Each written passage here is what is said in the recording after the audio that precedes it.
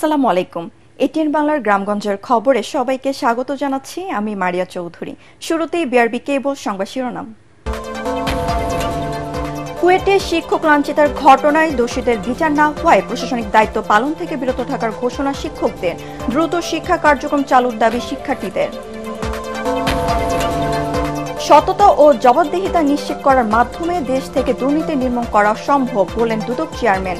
মৌলভীবাজারে গুণশুনানি অনুষ্ঠিত।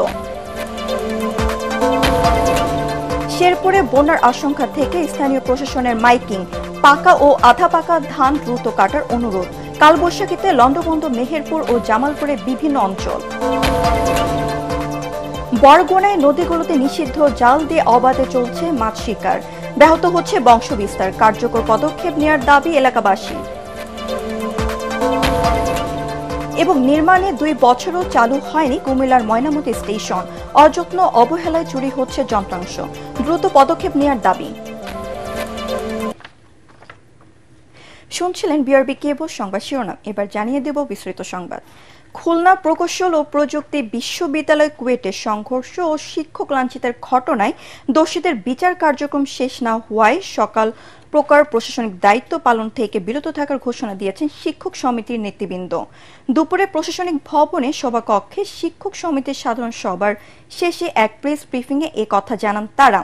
এদিকে বিশ্ববিদ্যালয়ের 5টি বিভাগের শিক্ষার্থীরা দ্রুত শিক্ষা কার্যক্রম চালুর দাবিতে অন্তর্বর্তীকালীন উপাচার্যকে স্মারকলিপি দিয়েছে। অন্যদিকে ক্যাম্পাসে সংঘর্ষের পর সিন্ডিকেটের সভায় গঠিত তদন্ত কমিটির প্রধান প্রফেসর ডক্টর এম.এ. হাশেমের বিরুদ্ধে বিভিন্ন অপপ্রচার ও তিনি বুলিংয়ের শিকার হওয়ার প্রতিবাদে শিক্ষক ছাত্র কর্মকর্তারা মানববন্ধন কর্মসূচি পালন করেন।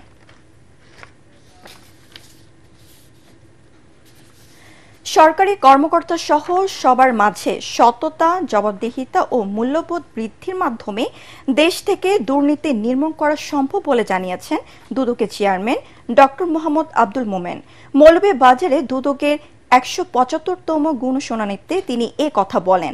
এই সময় উপস্থিত ছিলেন দুদকের কমিশনার অবসরপ্রাপ্ত ব্রিগেডিয়ার জেনারেল হাফিজ আহসান ফরিদ। সকাল থেকে মৌলভীবাজারে জেলা শিল্পকলা একাডেমি মিলনায়তনে 3 শতাধিক অভিযোগের মধ্যে 59টি শুনানি সম্পন্ন হয়। বিভিন্ন সরকারি অফিসে সেবা প্রাপ্তিতে হয়রানি শিকার সংক্রান্ত জনসাধারণ তাদের অভিযোগ জেলা সরকারি দপ্তর প্রধানের উপস্থিতিতে কমিশনের সামনে তুলে ধরেন। সেবা বঞ্চিত জনসাধারণের উপস্থিতিতে অভিযোগের বিষয়ে দুদক তাৎক্ষণিক সিদ্ধান্ত গ্রহণ করে। কাজেই দুর্নীতিটাকে যতটা কমিয়ে আনা যায় বৈষম্য ততটা কমবে। এটা শুধুমাত্র একটা উপলক্ষ্য। মূল উদ্দেশ্য হচ্ছে যে এরকম গণশুনানি আমাদের এখানে যেমন করছি, এটা তো আপনার অফিসে আপনি নিজেই করতে পারেন। যারা সরকারি প্রতিষ্ঠানের প্রধান, আপনার অফিসে একটা দিন খোলা রাখেন না, একটা দিনের কিছুটা অংশ আজকে যারা সেবা প্রত্যাশী, যারা অভিযোগকারী, তারা আসবেন, তারা তাদের কথা বলবেন, তাদের কথা শুনবেন, শুনে তার সমস্যাটা তাৎক্ষণিক একটা সমাধান দেবেন। এদিকে লালমনিরহাট 250 শস্য বিশিষ্ট সদর হাসপাতালে অভিযান চালিয়েছে দুর্নীতি দমন কমিশন দুদক। হাসপাতালটি সম্পর্কে দুদকের কুড়িগ্রাম আঞ্চলিক কার্যালয়ে জমা পড়া বিভিন্ন অভিযোগ খতিয়ে দেখার জন্য এই অভিযান চালানো হয়। এ সময় হাসপাতাল রোগীদের খাবার, স্টোর রুমে সরকারিভাবে সরবরাহ করা ঔষধ, চিকিৎসা সরঞ্জাম ঠিক আছে কিনা তা দেখা হয়।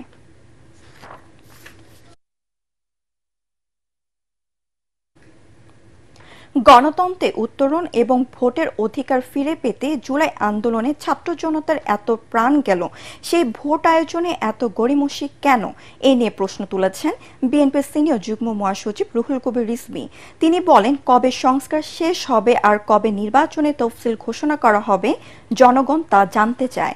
শনিবার নরসিংদীর মনোহরী উপজেলার হাতিরদিয়া ছাতর আলী উচ্চ বিদ্যালয় মাঠে আয়োজিত আরাফাত রহমান কোকো স্মৃতি ফুটবল খেলার সমাপনী অনুষ্ঠানে তিনি এসব কথা বলেন।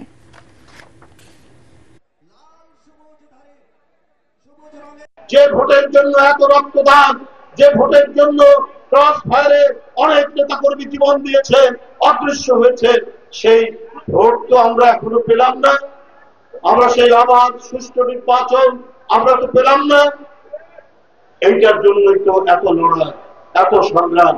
জনগণ তার ইচ্ছা মতো যাকে ইচ্ছা তাদের প্রতিনিধি করবে, যাতে ইচ্ছা যে দলকে তারা সরকারে বসাবে। সরকারি নিষেধাজ্ঞা অমান্য করে বরগুনার বিষখালী, বলেশ্বর ও পায়রা নদীতে ছোট ফাঁস জাল ব্যবহার করে অবাধে চলছে মাছ শিকার। এতে মাছের স্বাভাবিক প্রজনন, বংশ বিস্তার ও বৃদ্ধি ব্যাহত হচ্ছে। মৎস্য সম্পদ রক্ষায় কার্যকর পদক্ষেপ নেওয়ার দাবি এলাকাবাসীর। বরগুনা থেকে মোস্তফা কাদের প্রতিবেদন, জানাচ্ছেন জাহিদুল আলম। মৎস্য আইনে মাছের পোনা সংরক্ষণে 4.25 ইঞ্চির কম ফাঁস জাল ব্যবহার দণ্ডনীয় অপরাধ, কিন্তু আইনের তোয়াক্কা না করে 0.5 ইঞ্চির কম থেকে 1.25 ইঞ্চির এসব নিষিদ্ধ বাঁধা জাল, ঘোপ জাল, বেহুন্দি জাল ও কারেন্ট জালে নির্বিচারে ইলিশের পোনা ধরছেন বরগুনার জেলেরা। সরকারি নিষেধাজ্ঞা অমান্য করে জেলার 3টি নদীতে অসাধু জেলেরা অবৈধ জাল দিয়ে মারছেন কোটি টাকার ইলিশ সহ বিভিন্ন প্রজাতির মাছের পোনা। ইলিশের এই পোনাকে এলাকার হাট বাজারে চাপিলা মাছ বলে বিক্রি করছেন বিক্রেতারা। এছাড়া এই ইলিশের পোনা পরবর্তীতে শুটকি বানিয়ে বিক্রি করা হয়। বর্তমানে যে পরিমাণে পোনা নিধন হচ্ছে তাতে আগামী মৌসুমে ইলিশ মাছ আহরণে চরম সংকট দেখা দেবে বলে শঙ্কা দেখা দিয়েছে।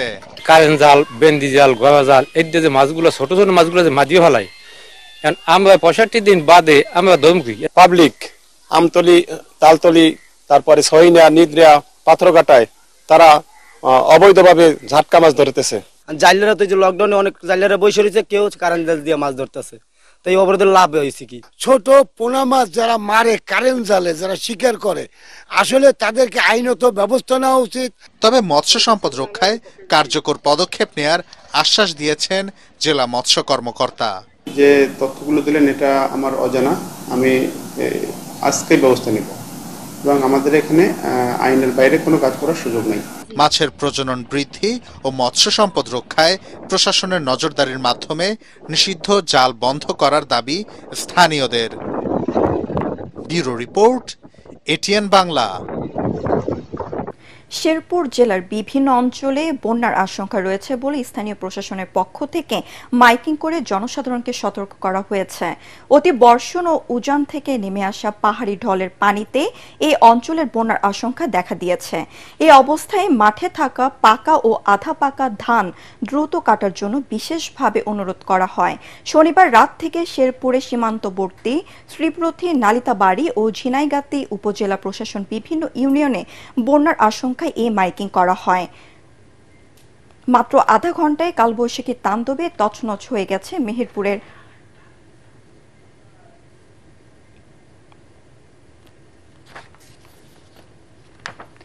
মাত্র আধা ঘন্টার কালবৈশাখীর তাণ্ডবে তছনছ হয়ে গেছে মেহেরপুরের আম, লিচু, ফসলি জমি ও গাছপালা। গতরাত থেকে বিদ্যুৎ বিচ্ছিন্ন হয়ে যায় পুরো জেলা। গাছপালা ভেঙে পড়ে সড়কের উপর, বিঘ্ন ঘটে যান চলাচলে। পাশাপাশি মাটির সাথে নুয়ে পড়েছে কলা ও ধান ক্ষেত। এতে ব্যাপক ক্ষতির আশঙ্কা চাষিদের। 15 মে থেকে আম, লিচু সংগ্রহ শুরু করেছে বাগানীরা। তাদের দাবি, গতকালের ঝড়ে 40 থেকে 50 ভাগ আম, লিচু ঝরে পড়েছে। এদিকে জামালপুরে কালবৈশাখী ঝড়ে ইসলামপুর উপজেলার 9টি ইউনিয়নের অন্তত 665টি বসতবাড়ির ক্ষতি হয়েছে। গাছপালা, বোরো ধান, সবজি, ভুট্টা, আম ও কলার ক্ষতি হয়েছে। ঝড়ে সবচেয়ে বেশি ক্ষতি হয়েছে যমুনার দ্বীপচর, সাপধরি ইউনিয়নে।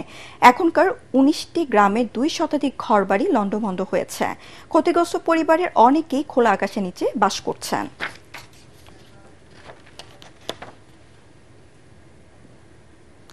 নির্মাণে 2 বছর ধরে বন্ধ কুমিল্লার ময়নামতি রেল স্টেশন। নান্দনিক নকশা আর আধুনিক মানের এই স্টেশনে যাত্রী সেবায় সব আয়োজন থাকলেও থামে না ট্রেন, মিলছে না যাত্রী সেবা। এই সুযোগে চুরি হচ্ছে স্টেশনের যন্ত্রাংশ, অযত্নে নষ্ট হচ্ছে আসবাবপত্র, আর রাতে পরিণত হয় অপরাধীদের স্বর্গরাজ্যে। কুমিল্লা প্রতিনিধি খায়রুল আহসান মানিকের রিপোর্ট, জানাচ্ছেন আসিফুর রহমান সাগর। 2023 সালে ময়নামতি রেলওয়ে স্টেশনের কাজ শেষ হলেও বন্ধই পড়ে রয়েছে। 2 বছর ধরেই এখানে কোনো ট্রেন থামে না। দেখভালের অভাবে নষ্ট হচ্ছে মূল্যবান যন্ত্রপাতি ও আসবাবপত্র।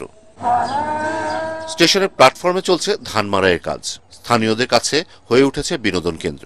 আর রাতে স্টেশনটি চলে যায় বখাটেদের দখলে। পরিণত হয় অপরাধের স্বর্গরাজ্যে।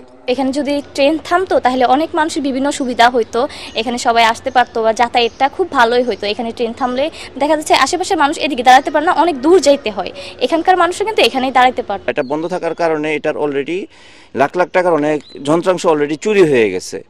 এই যে আপনারা দেখেন ওইদিকে ধান শুকাইতেছে মানুষ, এদিকে পোলাপানে রাত হলে এই নেশা মাদক এগুলা নিয়ে ব্যস্ত থাকে। স্টেশনটি চালু হলে স্থানীয় যাত্রীরা যেমন উপকৃত হবেন, তেমনি রাজস্ব আয় বাড়বে সরকারের। এখানে যদি ট্রেন প্রতিনিয়ত থামতো, এদিকে আমাদের অনেক যাত্রীরা, কুমিল্লা সিটির অনেক যাত্রীরা সুবিধা হতো। এখানে যদি আমাদের ট্রেন যদি থামতো তাহলে আমাদের সরকারের জন্য অনেকটা উপকার হতো, আর মানুষের জন্য আরো বেশি উপকার হতো। রেল কর্মকর্তারা বলছেন, জনবল সংকটের কারণেই চালু হচ্ছে না স্টেশনটি। আসলে লোকবল সংকটের জন্য তো লোকবল দিতে পারতেছে না দেখে হয়তো চুরিটা বেড়ে গেছে আর কি। এই জন্য তো আসলে লোকবল যদি না দেওয়া হয় আসলে এগুলো ঠেকানো আসলে খুবই দুরূহ ব্যাপার। সেটা তো ঊর্ধ্বতন কর্তৃপক্ষের আসলে চূড়ান্ত সিদ্ধান্ত। আর লোকবল সংকট আছে বর্তমানে, এগুলো সংকট থাকাতে বিশেষ করে স্টেশনগুলো বন্ধ। ময়নামতি স্টেশনটি দ্রুত চালুর দাবি এলাকাবাসীর। Bureau report, ATN Bangla. কুমিল্লার দেবিদ্বারে ভ্যান চালক শফিউল্লাহকে নৃশংসভাবে হত্যার প্রধান আসামি রাসেল হোসেনকে গ্রেফতার করেছে র্যাব 11। শনিবার রাতে পটুয়াখালী জেলার বাউফলে নগরের হাট এলাকা থেকে তাকে গ্রেফতার করা হয়। তার বাড়ি দেবিদ্বার উপজেলার আন্দিরপাড় গ্রামে। র্যাব 11 কুমিল্লার কোম্পানি কমান্ডার মাহমুদুল হাসান জানান, গ্রেফতার হওয়া আসামির হত্যাকাণ্ডের সাথে তার সম্পৃক্ততার বিষয়ে তথ্য দিয়েছে। তাকে দেবিদ্বার থানায় হস্তান্তর করা হয়। গত 6 মে পাওনা টাকা নিয়ে বিরোধের কারণে শফিউল্লাহকে শাবল দিয়ে হত্যার পর ড্রিল মেশিন দিয়ে নির্মমভাবে ভিকটিমের চোখ উপড়ে ফেলা হয়। চলতি মৌসুমে মাদারীপুরে ধানের বাম্পার ফলন হয়েছে। ফসল ঘরে তুলতে এখন ব্যস্ত সময় পার করছেন কৃষকরা। তবে উৎপাদন খরচ বেশি হওয়ায় ন্যায্য মূল্য পাওয়া নিয়ে সংখ্যায় আছেন তারা। মাদারীপুর প্রতিনিধি SR শফিক স্বপনের রিপোর্ট, আসিফুর রহমান সাগরের আরেকটি রিপোর্ট। যতদূর চোখ যায় সোনালী ধানের ক্ষেত। মাদারীপুর জেলায় এবার ধানের বাম্পার ফলন। পাকা ধানের শীষে মিশে রয়েছে কৃষকের স্বপ্ন। এবছর জেলায় 33,770 হেক্টর জমিতে ধান আবাদের লক্ষ্যমাত্রা নির্ধারণ করা হলেও 32,780 হেক্টর জমিতে ধান চাষ হয়েছে। আবহাওয়া অনুকূলে থাকায় এবার ফলনও হয়েছে ভালো। ঠিকমতো ফসল ঘরে তুলতে পারলে মাদারীপুরে এবার 1,45,921 মেট্রিক টন চাল উৎপাদনের আশা কৃষি বিভাগের। ধানের উৎপাদন স্বাভাবিক রাখতে এবছর 22,000 কৃষককে প্রণোদনা দেওয়া হয়েছে বলে জানায় স্থানীয় কৃষি বিভাগ।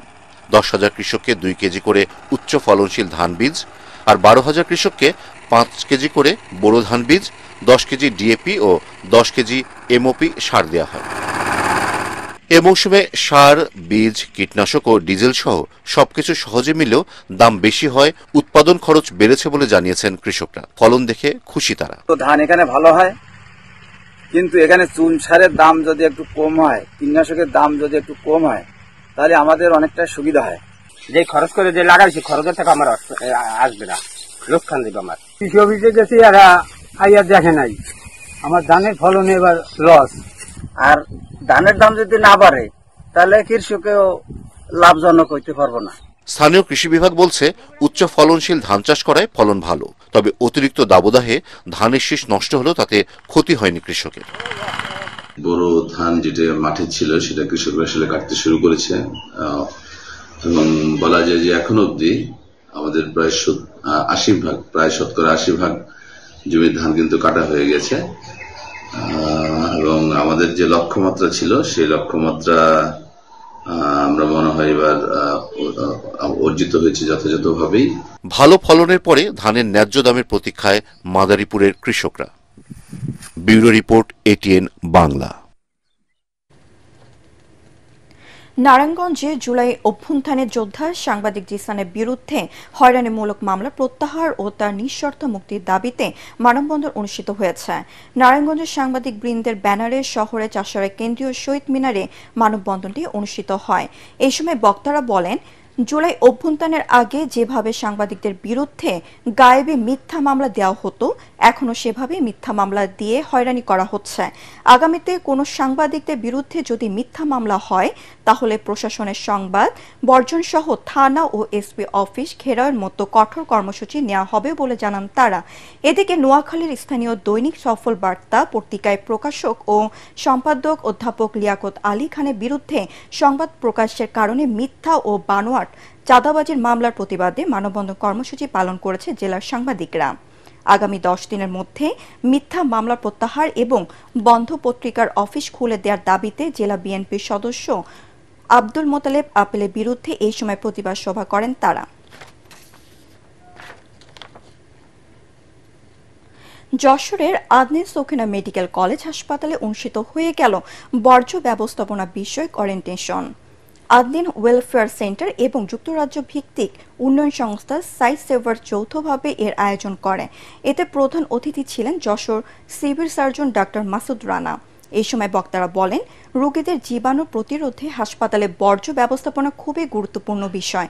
পরিবেশ সুরক্ষায় এবং পরিষ্কার পরিচ্ছন্নতা রক্ষায় আদনিন সখিনা মেডিকেল কলেজ হাসপাতাল শীর্ষস্থানে রয়েছে বলেও মত দেন বিশেষজ্ঞরা। হাসপাতাল পরিচালক ডাক্তার ইমদাদুল হকের সভাপতিত্বে অনুষ্ঠানে আরও উপস্থিত ছিলেন সাই সেভার্সের প্রতিনিধি আল মামুন, আদনিন চক্ষু প্রকল্পের এজিএম রফিউল হক সহ হাসপাতাল বিভিন্ন স্তরের কর্মকর্তারা।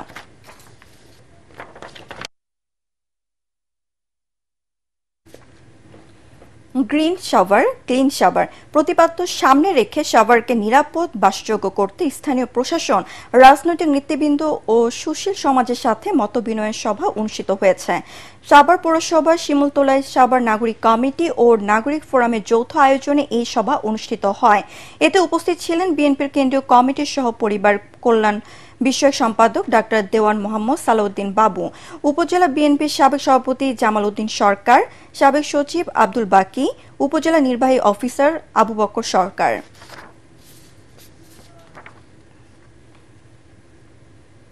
ঢাকা বিশ্ববিদ্যালয়ের শিক্ষার্থী ও ছাত্রদল নেতা শাহরিয়ার আলম শাম্য হত্যার প্রতিবাদে এবং অভিযুক্তদের গ্রেফতারের দাবিতে নাটোরে বিক্ষোভ সমাবেশ করেছে ছাত্রদল।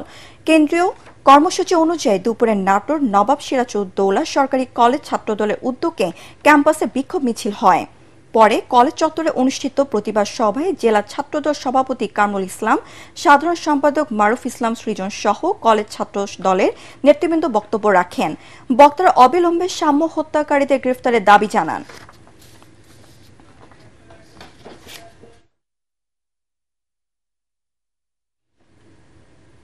পরবর্তী সংবাদ দেখার আমন্ত্রণ জানিয়ে এখনকার মতো শেষ করছি।